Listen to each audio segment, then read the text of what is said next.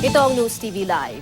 Inula ng sermon mula kay PNP Chief Director General Ronald De La Rosa ang mga polis ng Angeles City sa Pampanga na sangkot umano sa pagdukot sa ilang Korean national. Pagdating ni De La Rosa sa lungsod ng Angeles, ipinatawag niya ang 7 pulis na sangkot umano sa pagdukot kina Min Hoon Park, Lee Kin Hoon at Lee Jun Hyuk. O Hyung, kinasuhan ng mga nasabing pulis ng kidnap for ransom at robbery at sumasailalim sa summary dismissal proceedings. Pinag-front kneel o stationary push-up sila sa loob ng humigit kumulang 10 minuto at galit si De La Rosa habang kinakausap sila. Sinermonan din ni Bato ang mga opisyal ng Angeles Police at binalaang malalagot sila kapag maulit pa ito.